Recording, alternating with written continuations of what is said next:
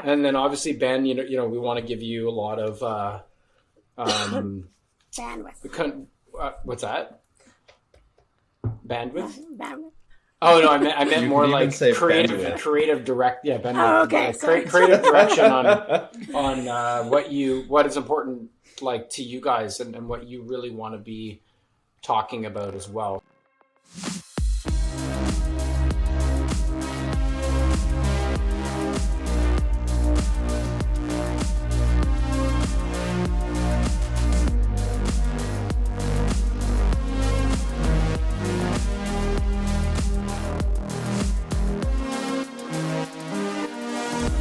Wing It Podcasts, goosedigital.com. Episode, I'm going to screw this up, 70? I think we're at 70. 71 even. Wow. Well, we'll see. Who do we have? Jen Pugsley. Robin Kroll. Benjamin Pratt. Michael Turksani. Ben, thanks for joining us. Yeah, thanks so much for having me. I'm really excited to be here. Yeah, digitally zoomed in all the way from Portland, Oregon. It's beautiful and cloudy and raining, which is what it always is. All right. Triple Geography Podcast. That's great. Well, thanks for joining us today from ActOn Software, one of our platforms that we love, that we've been working with for very long. In fact, I saw one of our first employees who's still with us said that we've been partners for around 5 years, but it's longer than that, Jen. It is. It's like seven. It's a seven. It's closer to seven. So pretty cool, pretty exciting seeing you guys grow and us grow along the way. And we've got some interesting things to talk about for leveraging ActOn in 2022 for growth marketing. And you guys recently pivoted your brand. So why don't you tell us a little bit about yourself, Ben, and maybe the whole brand pivot and a little bit of what's going on in the platform before we dive into a very specific area that I know we want to talk about. Yeah, sure. Thanks, Michael. So again, my name is Benjamin Pratt. I'm the manager of deliverability services here at ActOn. I'm part of the professional services team, and myself and the team that I oversee are responsible for ensuring that we help our customers see the most value out of their marketing campaigns. And we do that by ensuring that all email gets to the inbox. Mm-hmm. Recently, we've evolved a little bit to also include SMS messaging. And we're responsible for making sure that all ActOn customers who are utilizing our SMS product are not only getting set up with the correct numbers that they want to be able to utilize so that they can see the most value from their SMS channel, but also so that they get all of their SMS messages to their recipients as well. So we get the privilege of kind of leaning into both areas, which is really exciting. And as you mentioned, ActOn has been growing substantially over the last couple of years. We've been really kind of thinking about who we are and how we position ourselves in the market. And we've really kind of focused on a little bit of our brand pivot to focus on growth marketing and really helping customers kind of level up to that next stage of marketing sophistication. And I think SMS really came at a good time for that because SMS is a very, very sophisticated marketing channel. It's one of those channels that you really need to be super intentional about and really understand exactly how you're trying to communicate with your end recipients. And so I think the brand pivot and SMS coming out as one of our products was perfect timing. I think it really hits on how we're trying to show ourselves off to the world. Yeah, the brand pivot, I mean, I think is such a great thing that you mentioned and that we've seen as well, just in terms of focusing more on, what are we all out to do as marketers, right? And, leveraging great platforms and great technology underneath from companies like ActOn.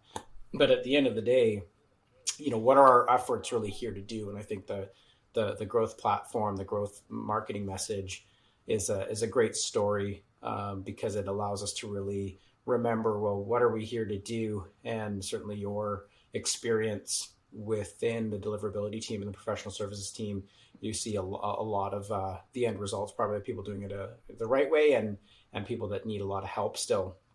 So you mentioned SMS.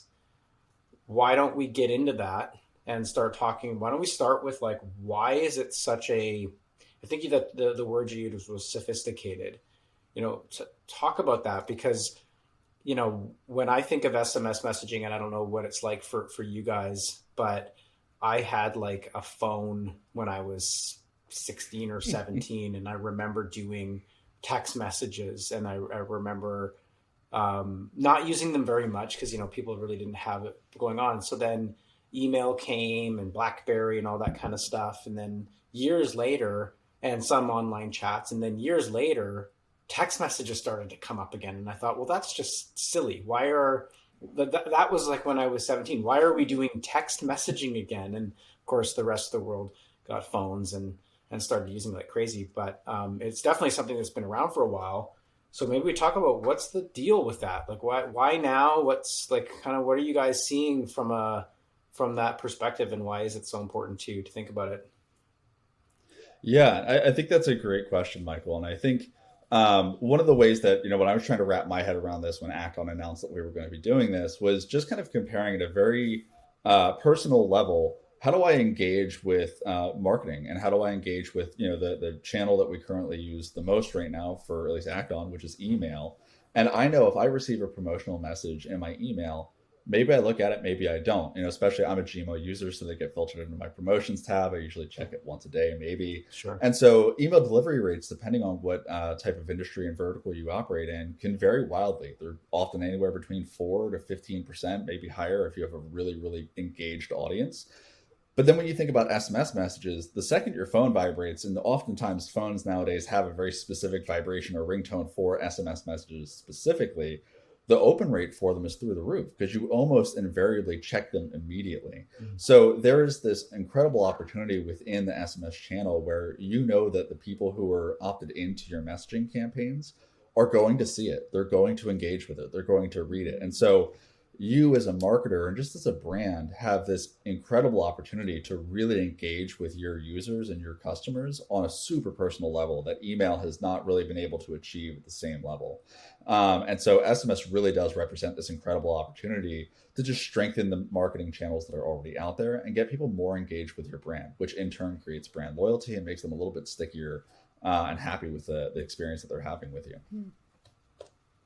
So Jen, Robin, do you guys are you getting, I guess I hate to use the term marketing because I don't want to suggest promotional. And I think that was something we talked about earlier before we got on. We're going to talk about some use cases that we have, but even customer service or customer marketing type messages. Are you guys getting texts from brands?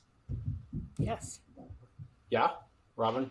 I am. And it's interesting because the way you just described that, Ben, as a marketer, I always like to think about how I react from a personal perspective to how I get communications across different channels and sort of sense check them. So how do I react to an email message versus how do I react to a text message? And I know we're going to get to the types of communications that you might send by one channel versus the other. But I think when you think of it from that lens, you can understand how a text message really can stand out from an email communication. Well, and I think even the email fatigue over the last 2 years, right, is it's almost anxiety provoking to go into your email, even if it's a positive, a positive communication or something that you actually needed. It's your kid's school or something. It's still daunting. Mm-hmm. Yeah. And I wonder if the whole concept of like DMs within other platforms, and even to some degree like Twitter kind of updates or Twitter posts that you would see, if that sort of helped the SMS landscape in terms of just being more, I don't know, like open to like receiving one from companies versus it being like from, hey, you're getting one from your friend to go to the bar kind of thing. You're actually getting something from a brand. But what do you think about that, Ben? Yeah, so I think this is an interesting viewpoint on SMS in general. And I think that your point on the DM analogy is really on point. And again, thinking about SMS on a personal level, SMS is at its core a very personal channel. And so when you think about DMs, you kind of expect them to come from friends and not necessarily from a company. And if it does come from a company, it should still feel personal because you should be, the recipient is going to be expecting that this is going to be treated very much the same way. It's a very personal channel. They're expecting very instantaneous transfer of communication between somebody that they know and trust. And so if it's an SMS message between my wife and I, for example, I know there's going to be a quick, hey, what are you doing? Going out for, groceries real quick. By the way, can you grab some milk? Got it. Okay, on the way home. If it's coming from a company, it should still be very much the same way. It should be super personalized. It should understand who I am as a recipient. Mm-hmm. And that's going to be the best way to make SMS really grow. And I think this is what we're going to start seeing as kind of a shift in how we expect to receive messages from brands and from companies over the next couple of years. Because as the younger generations who are very, very SMS driven come into their adult years and start joining the workforce, we're going to see kind of that shift away from very, very formal emails. And even over the last couple of years, you can see that shift away from very formal kind of conversations. Emails are less and less, dear so-and-so, sincerely yours, and just, one sentence with a few emojis at the end. We're going to see SMS start kind of leaning into that more personal, kind of direct type of atmosphere as well. And I think that type of informality and more personal approach to conversations is going to continue with SMS in the next couple of years as well. So I think for companies who are looking to get into SMS, understanding who their end recipients are is going to be the best way to leverage this. And we can dig into that a little bit because that's a whole different theory as well. Yeah. But, I think that analogy, again, back to DMs, really speaks to why SMS is picking up steam and why a lot of people are really interested in it, because it is, again, hyper personalized. And I love how you said that about the personalized, understanding who your end consumer is. I feel like we talk about this a lot, about understanding your target audience, making sure that your message is really focused on who they are and what they're looking for. Mm-hmm. And I think we end up repeating this because if we look at the communications that we receive right now, the emails or some of the text, you realize that so many brands either don't understand that or they don't have the capabilities to send that really targeted message. And as we get into even more personalized communications, right? So when we're talking about text, having that approach, having that very end customer focused approach is going to be even more important because consumers are getting even more savvy. And, as you're talking about a generation that are digital natives, that they are they can turn off your message more easily than anybody else. So making sure that you do not miss that mark is become even more critical. Well, I think the way you consume information too, I think that it's purposeful. So I think what we're saying is it's purposeful. So if I was we'll get into the insurance use cases and we talk a lot about that, but for a workforce that is now remote, right? Or you're adopting a more independent model. I don't want to have to dig through my email to know that something's been approved by underwriting or a claim's been processed, or that's just, or even on the employee benefit side, that it's just very quick, it's very purposeful. I like your reference, Ben, about timing. Like its timing is instantaneous in terms of the way we communicate. Yeah, absolutely. And so actually, I think, for Jen and Robin talking about, some of the SMS messages that you've seen and kind of, how companies should really understand that end user. I'd love to know, what are some of the SMS messages that you've received that really spoke to you, that made you feel, wow, this brand understands who I am, or at least understands what I'm trying to accomplish right now. Have you received anything along those lines? I think for me, it's first of all, it's the timing. So it's the right, it's the right point in my purchase journey or my life cycle with the brand. So the message is very on point, and it does feel like it's very personalized. It's not, the message I'm getting is not something that Jen could easily get. So those are my two couple points there. I will say too that, so if we go for two different types, so one, I recently got one from a company that was trying to sell me something, but was interested. It was an offer, and they knew I was going to buy it because of my purchase history, and I was very thankful because the offer was going to end right away, and it was a big, decent purchase. So that was I was grateful for. And then the other ones I really appreciate are those transactional, where it's a time saver to know that this has been approved or this has gone through, so this is fine. And I feel like there's a world, I mean, I feel like I wish our school did text message. Wish all the schools did text message for parents. Like, I think that would be really great. So I think there's, I look at it as whether, I don't appreciate the pizza ones or the ones that are not purposeful, but Sure. So that's, Yeah. Yeah, and I think that's what Ben was saying around the sophistication. I think we could dive a little bit into how to go about this, the different ways to use it, because certainly, you could spam, and get it completely wrong. But I think it's something about the channel, something about SMS that makes it, and I think going back to that word sophisticated, it almost feels like, at least for us as marketers, because we're in the game, when we get one and it hits that timing, it hits that personalization, we're like, okay, we know that there's some sophistication going on behind the scenes to accomplish that.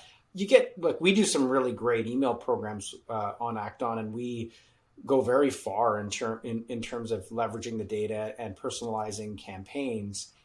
But I feel like it's different. Even those campaigns are like, wow, that's really, really good, that email that we got. But then something about even and it's probably not nearly as long, a much simpler text in terms of total visible characters, but it's on point, it's timed, and it's personalized. It's something about that. I don't know. I think it's because, to your point, that sophistication. And I think if you do it right, it really goes a long way.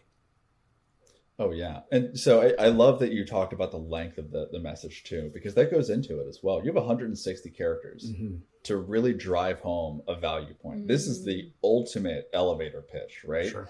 And I'm a very wordy person, so I'm going to fail at this every day of the week. But, when it comes down to an SMS message, if a brand is sending out that message, it's got to be done well at the right time. It's got to be hitting on real value points for that end user.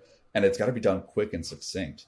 One of the best examples that one of my colleagues brought up, I forget which brand it was, unfortunately, but he went to effectively a home goods store and he purchased, I think it was like a barbecue, apron of some sort, some tongs and other things for a grill that was coming up over the next week or so. And within a day or so, he received a message from that brand that said, hey, it looks like you have a barbecue coming up. Try one of our recipes. They weren't trying to sell anything. They just said, we understand based on your purchase history that you have this event coming up. Let us try to help you. And what that does from, the marketing standpoint is it encourages him to go back into their funnel, visit their website, check out the recipes that they have to offer. And then I'm sure within that blog post or whatever it was, there were probably links to other things that they might be able to purchase from them. But that's thoughtful. It shows that they understand who their end user is. They saw that they purchased the barbecue goods and they were ready to supply a good recipe that would help. I don't think he ended up using that recipe, but still very valuable SMS message. Well, and you remember it, even from a pure brand play, right? Like probably when we start talking about some measurement, I mean, someone is probably looking at that campaign and trying to map back those product sales off that blog post and off the overall text campaign. But I'm not even sure that that's necessarily where I would put that in the funnel. I would put that as much more of a customer service brand loyalty style of play, because I think we would all agree that getting that, you'll be like, wow, next time I need something else that home improvement place has to offer, I'm probably going to go back there, right? Especially I think because my example was with Ford, that I got text related to. It was really good, like as I was onboarding, and then also for service messaging, right? Like come and book your service. But that's a big brand. And I think there is an expectation that we're starting to have among these companies, right? So, hey, if you're of a certain magnitude, you should have your stuff together. And these are great services all around. And we know they don't all do, but I can kind of look at that and be like, yeah, okay, they're Ford. They probably have it together and they should. But then you get a smaller, maybe a 30 store home improvement location he goes and he gets the barbecue tongs from, and they manage to pull off something like that. And you're like, wow, that's legit, right? You're like, that's really legit. And I'll go back to that 30 store retailer. Yeah. So that's really cool. Okay. So, I mean, in terms of diving into I think let's do use cases before we talk about, what you're seeing from a data and insights perspective, and I'd love to talk more about that. But why don't we just kind of dig down a little bit on maybe the promotion side and the customer service side of things? Where would you, what comes to mind as like something that you guys are seeing in this learning phase right now? Yeah, one of the things that we're seeing in the learning phase for us right now is, a need and a desire for even more sophistication. When we built this out, we built it out so that customers could send these, oftentimes transactional SMS Okay. messages. Yeah. We wanted our customers to be able to have the ability to say, "Hey, your appointment's coming up. Hey, we saw that your kid just turned 16. They're probably getting their driver's permit soon. Mm-hmm. Maybe you want to add them to your insurance policy." And so now what we're seeing though is a lot of our customers are saying, "Hey, listen, there might be some value here in giving us more flexibility with SMS messaging." We're seeing there are even more use cases with like bi-directional sending, multimedia sending as well. So customers might want to be able to take a picture of, Yes. a car accident that they were involved with, which, hopefully that doesn't happen. But if it does, it's nice to be able to take a picture of your car in the moment, upload it directly through the SMS, and then file a claim right then and there. And so right now our SMS product is, effectively one-way messaging with the ability to opt out. And we're seeing that there's a little bit more demand for more sophistication. So we're looking to potentially build out some more of our automated programs, implement bidirectional sending, and do multimedia sending. But, we're not quite sure where that's going to fall on the roadmap quite yet. We're still kind of in that data gathering phase and figuring out where should we go next with this. Interesting. Now, talk to us a little bit about the media sending. What would that entail? Like, would that be a marketer's ability to include an image or a video, that type of thing? I'm not quite sure if it would include the ability to have a video in the message, but definitely an image, right? So effectively, the marketer's ability to send an image along with the text, as opposed to just a link to a web page. As well as the recipient's ability to upload a message and send it back, as long as we were to support bidirectional messaging. And again, that expands the available use cases, especially when you're looking at insurance verticals. Again, that gives customers a wide array of flexibility to say, "Hey, listen, there's a windstorm and part of my roof blew off," which actually happened to me a few weeks ago. Terrible experience. But giving them the ability to take a quick picture of it and submit that as a claim, or submit proof of damage, is really, really valuable. And so, I'm sure there are other use cases outside of insurance. We've been kind of heads down on insurance for a little while here, but again, we want to be able to offer customers that type of flexibility. We're just not quite sure when we're going to end up rolling that out and kind of what that roadmap is going to look like. That's great. Sorry. Go ahead, Ron. No, I was just going to say, I love the way you're talking about it as an engagement channel. I think that's so important. That any kind of a communication channel really should have that lens on how both parties on that communication, so whether it's the brand or it's the end consumer, have the ability to talk to each other, whether it's text, it's, a photo, that adds so much more value, as opposed to having that one directional pushing out a message, not knowing how it resonates and not providing a way to build that relationship. Yeah, well, I was going to say that I think you use the word flexibility, and I think that is a good word in this case, because one of the things that we've always appreciated about the ActOn platform is its ability to kind of work its way into several different marketing use cases, and that flexibility that the platform gives us around the data and the automated programs and the forms and the landing pages and email programs, being able to sort of conjure up these use cases, right? That, well, obviously we have a whole bunch that we maintain for insurance, and that we're helping you guys wrap your head around how to extend those into SMS. But I think the ability for marketers at any stage of the funnel, that they want to address, to be able to have that flexibility, right? Which they have a lot of that flexibility today within ActOn to do those things that you had just mentioned. And I think bringing that down to an SMS story, to me, it makes so much sense. You'll be able to essentially accomplish many of the same things that they're able to do on the email landing page side of the house with this SMS channel. That's really cool. I could see that being, part of the reasons why we use a growth marketing platform like ActOn to accomplish these types of things is because many times the other systems, the other business systems that might be in play, they can't do this, or they can do it, but they don't have the same ability for a marketing team to look at it, a branding team to look at it and say, that's not acceptable. We can't communicate with our clients through the policy management system, and that might be the easiest way to do it, but it doesn't give us the ability to tell our story the way we believe we should be telling our story. So with an ActOn platform, we can essentially accomplish the same goal on that landing page or on that campaign, but we have control to really manage that customer journey and how they're going to experience our brand. So even if there are service platforms out there that allow you to capture information over SMS and have somewhat of a two-way, there are a whole bunch of use cases that we would argue are more within the realm of marketing than they are within the realm of, a customer service kind of process, where, people would absolutely lean into that, I would think. Yeah. Oh, sorry, you're gonna hear my dogs barking a little bit in the background. I apologize. It's we have a UPS person outside. Okay. So apologies there.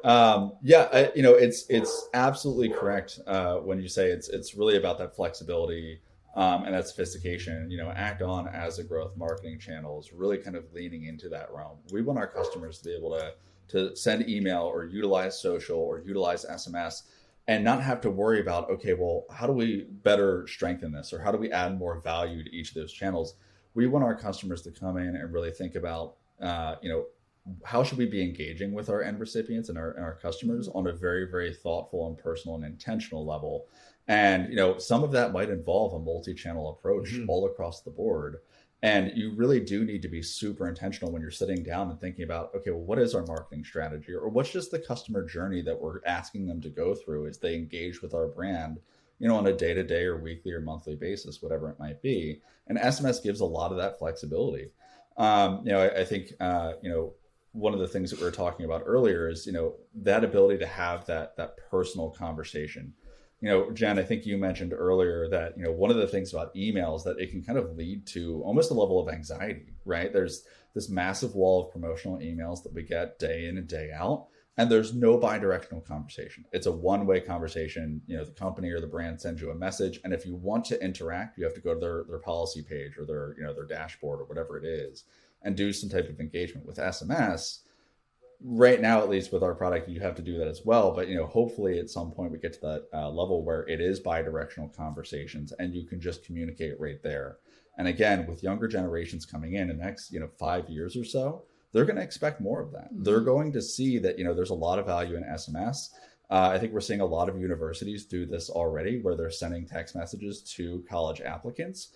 And, I know even when I was going through college, 50, 60 years ago, whatever it was now, it was really difficult to just keep track of the hundreds of emails. But if I got a singular SMS message, I responded to that instantly because it was right there. It was personal. I knew it was important if it was coming to my phone like that.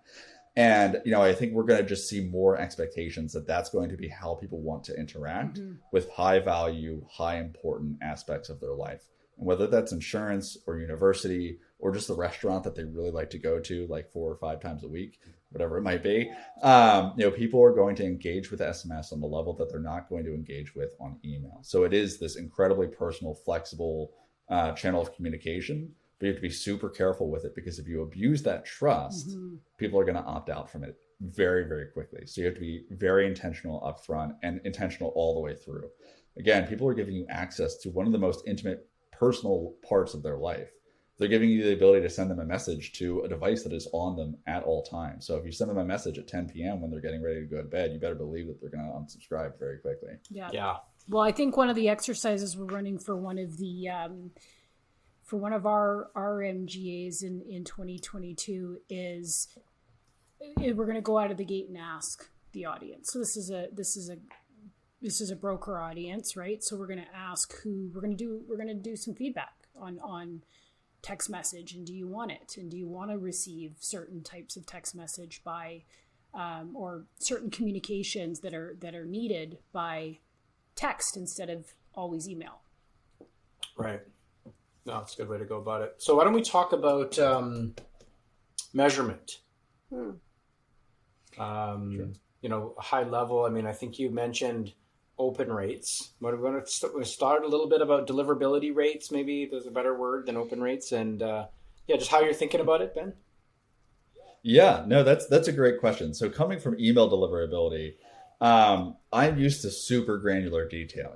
My team and I are very used to looking at, what's not just the delivery rate, but what's the open rate, the click through rate, opt out, spam complaints, soft bounce, and hard bounce. So we really deep dive into every possible aspect, and we go even further into understanding, what are the domains like? How does each domain respond to your email?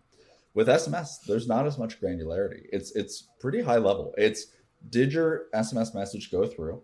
Did the recipient carrier accept the message? And was it opened? That is pretty much about it. Now, you can also, potentially track things. Once people get to your web page, there might be some flexibility on being able to track that. But that's really about it. Is did the recipient carriers receive the message, and did the person that you sent it to open it up? And that's all of the indication that you get as to whether or not they're engaging with your brand. Wow. So it's very gray. And it's one of those things that really drives home the importance of being super intentional about how you're sending messages, because you don't get the same metrics. You don't get the ability to dive into your data and say, you know what, this worked really well and this didn't. You can still perform a little bit of A/B testing and things like that to see how people respond to your messages, but you're not going to get the same level of granularity that you will with other marketing channels. So it is crucial that you really take the time up front to understand what that target persona really looks like, what they want to see in their SMS messages, and then making sure that you're delivering value on that. And opt-outs and if you probably see too, those, right? Thank you. Yeah, and opt-outs as well. Yeah. And if you start getting a number of opt-outs, unlike email deliverability, which has a little bit more flexibility, and if you get a number of opt-outs, you're probably going to see, especially like Gmail is going to punish you for a day or two, and if they see you clean up your act, they'll give you a little bit of forgiveness. With SMS, you have more or less one strike. If you get a couple of opt-outs or people complain that they're receiving spam from you that was unsolicited, which may or may not be intentional, but if they see that, you get one strike. If they see it happen again, that number is blocked. And the recipient carriers, much like recipient ISPs, are very, very good at identifying when you start snowshoeing, which is a practice of changing one phone number out from another phone number, because they're going to see that the content of that message is very, very similar to what was marked as spam before. And then they'll shut that number down as well. Wow. They won't necessarily shut it down. They'll just block it from going through. So it's a very tough industry. You have to be very thoughtful about what you're doing up front. Wow. Yeah. So just on that note, I know you guys probably want to jump in on that. How does ActOn address that? Are you a little bit more hands-on with the clients that are using the solution? Almost like, I know that when we use the transactional email sending with you, there's a bit of a process that we go through. Yeah. So for transactional email sending, we approach SMS in a very similar way. We're very intentional about trying to understand who our customers are and what their use case is for sending. And then we make sure that we set them up for success right out the gates. So what we saw was, as we first started to sign on our first handful of customers, they weren't quite sure how to utilize SMS. So we kind of put our heads together and we said, you know what, we need a little bit more white glove service to make sure that they're set up for success. We brought on Craig Balkin, who is our amazing SMS analyst. He's the expert in the industry. He's been working in SMS for 10 plus years, if not longer. And so we created an onboarding process, and we started having our SMS analyst get in front of all customers who were purchasing or even doing a demo for SMS. And he walks them through best practices, compliance, how to manage your opt-out list, how to set up your first welcome SMS message, and just kind of really teaches them how to utilize SMS within ActOn, and at the same time helps them build out their use case. We dig into what vertical they operate in. We understand exactly who they're trying to reach out to, and we make sure that they understand that there are risks associated with sending.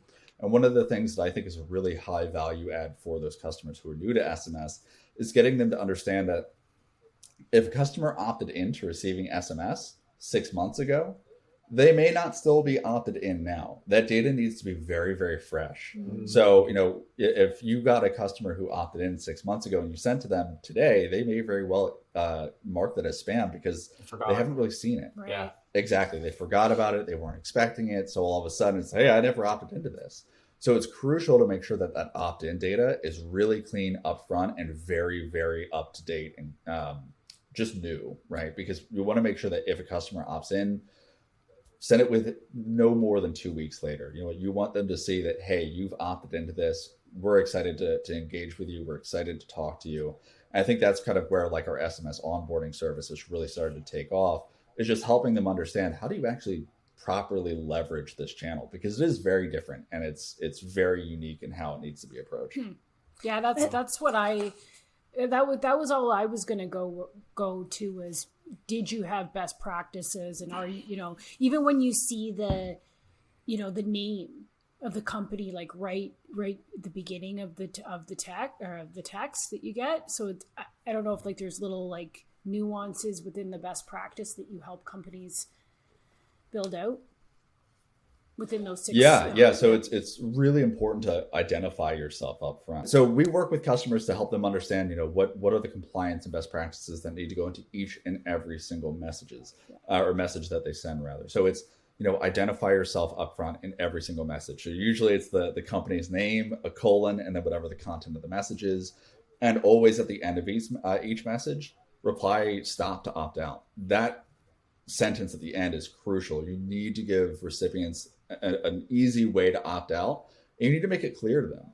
Oftentimes, if it doesn't have that, you can still respond stop, and it will opt you out. I've tested this myself a few times on various brands, but making it clear establishes a level of trust, right? Because this is, again, a very personal channel, and you want to make sure that you're not abusing it. And that just saying, please reply stop to opt out is a huge signal to your recipients that, hey, listen, we're not trying to force you here. We're not trying to trick you into staying here. We want you to be here because it's valuable. Yeah. And if you want it, that's awesome. And if you don't, just reply stop. We'll leave you alone. It's not a problem. And so we always work with customers to understand those best practices. And it's also really helpful if you have enough space in your messages to include a quick link to your terms of service around SMS. Just because it gives clients the ability to, or recipients rather, the ability to dig in and understand, well, okay, how are you going to message me? What times are you going to message me? Yeah. Sometimes it becomes a little hard because the character count's pretty short, obviously. But again, those are the things that we work with to work with our customers to make sure they understand, like, this is how you can garner trust, build the relationship. And again, it's really all about the customer experience. Cool. Yeah, it's interesting because I think, we've had conversations with clients or different audiences about email, sort of around the same level, is that, there's so many components. There's a strategy of what you're trying to achieve or engage with your customer. There's the deliverability, which I think is very often overlooked, not understanding that in email and even much more with SMS, the deliverability components are so key to making sure that that end person actually receives and then reads your message, and then it's going to be, what is the call to action, what are you trying to achieve, and then the measurement. So there are lots of different components. Yeah. Well, I think this has been a good one. We're up at 40 minutes, so I think we're probably looking to wrap this up now, unless, Ben, you have anything else you want to throw down. But no, I really appreciate you bringing me on. This has been an absolute blast. This has been my first podcast, so I've been really excited about this for the last few weeks. Oh, great. Yeah. So thank you again. It's been so much fun, and really enjoyed talking about SMS with you. Yeah. Thank you. Yeah, we appreciate it. Yeah, 100%. Looking forward to leveraging that in the future. So, all right. Well, thank you. Thanks, Ben. Talk soon. Right. Thanks, Bye, Ben. Thanks so much, Jen. Thanks, Robin. Thanks, Michael. Have a great one. You too. Bye-bye. Bye.